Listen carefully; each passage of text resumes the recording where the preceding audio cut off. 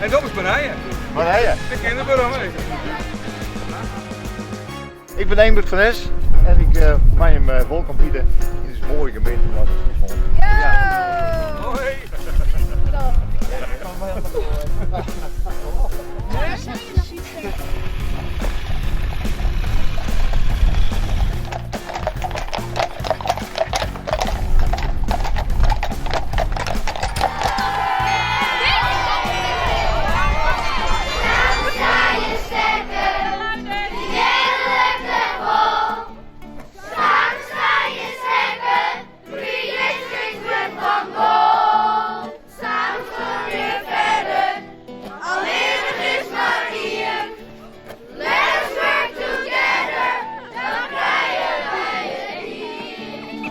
Iedereen is welkom van de stad op platteland.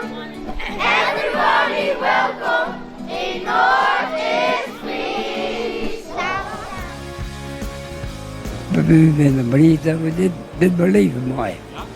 En ja, we zijn roze trots op dat het zo veel komt is.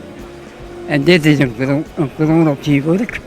Hij bel op, ik zoek te zwemmen. Hij zegt zo met hem te zwemmen. Hij zei dat gaat net terug, ik bel je aan ze zwer. Nou, ik dacht, is net een jongen een bel je kennen. Maar ja, fijn, ik dacht, dit is al meer dan een pers kunnen. Hij zei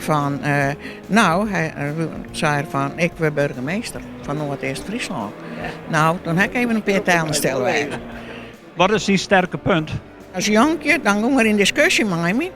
Ik zei op les in hem, ik hoop dat je nou eens een keer die maten treft in de discussie, want hij praat terug tot krom weer. Nou, het zal voor mij vooral in de eerste maand kennismaatje wezen. Met de mensen, met de meerskip, met de bewoners, met de burgers, met de bedrijven, de squalen, de rietsleden, de ambtenaren, neem het allemaal maar op.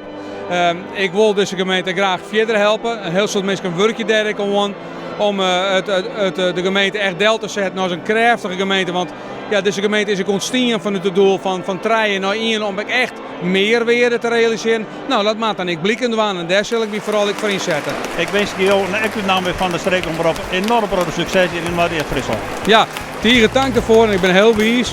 En ik grutskop als burgemeester dat wij zo'n geweldige omroep hier in deze regio hebben. Dat vooral maar terug in succes willen.